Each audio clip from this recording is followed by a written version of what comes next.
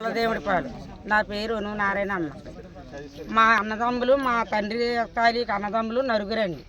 ఆ నలుగురికి 8 ఎకరాల 12 మనిషికి 2 ఎకరాల 3 సెంట్లు భూమి వచ్చింది. భూమి వస్తే అదేగానో ఎకరా 91 సెంటుకి డబ్బు ఇచ్చారండి. 5,50,000 రేట్లోని. ఇప్పుడు మేమేగానో అప్పటి నుంచి చెట్లు తీసుకోలేదు. డబ్బులు తీసుకోకపోతే కొత్త ప్యాకేజీలు ఇస్తామని చెప్పారు. ఇస్తామని చెప్తే అలాగే ఇస్తారనేసి రాసుకొని వెళ్ళారండి.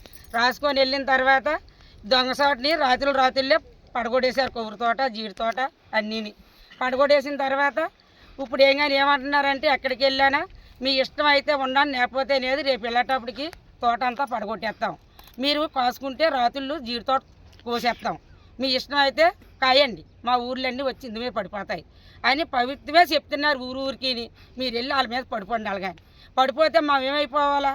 ఏమైపోయినందుకు ఒక తాటి చెట్టు లేదు, ఒక ఈత చెట్టు లేదు, ఒక కొబ్బరి చెట్టు లేదు. ఇన్నాళ్ళు నీళ్ళని తీసుకుండేవారు. తాటిపండు కాలం తాటిపళ్ళు తినేవారు. ఆ తేగలు వసుకొని తేగలు తినేవారు. ఇది తాటిపళ్ళు మగోళ్ళు గీసుకొని తాగేవారు. ఈ అన్ని పండ్లు కొబ్బరికాయలు ఏ కూలికి వెళ్ళా 4 కాయలు తెచ్చుకుండేవారు. ఇవన్నీ ఎక్కడ తెచ్చుకొని బతకాలా? ఉట్టు భూములు చేసేసారు. ఈ భూములన్నీ చేసేసిన తర్వాత మేము ఎలా బతుకుతాం? ప్రభుత్వం ఏమీ మాకు సాయం చేయలేదు. ఉలికాడికి వెళ్ళా మీరు ఏం చేస్తారో చేసుకోండి, మీకు డబ్బులు 6 నెలలు పోయాక వేస్తారు, భూములు ఖాళీ చేయనియండి అని చెప్తున్నారు. ఒకటి నుంచి ఒకడు వస్తున్నాడు. భూములు ఏమైనా ఖాళీ చేశారు కదా, పడిపోయిన చెట్లని కోసుకొని తాటలతో తీసిపోతున్నారు.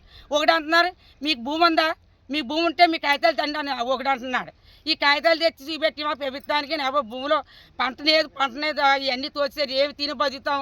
ఈ వచ్చిన వాళ్ళందరూ మీకు ఎలాగుంది రంపంతో కోసేయాలంటున్నారు. భూమిలోకి ఎందుకు వస్తున్నారంటే ఈ మోళ్ళు ఎందుకు తీస్తున్నారంటే మీ భూమా గవర్నమెంట్ భూమి ఇది అని బెదిరిస్తున్నారు. వీళ్ళందరూ కలిపి ఈ నాయకులే బెదిరిస్తున్నారండి. వీళ్ళందరినీ అందరూ కలిపి రాత్రులు తెచ్చి నాయకులందరూ తీయించేసి మమ్మల్ని బెదిరిస్తున్నారు.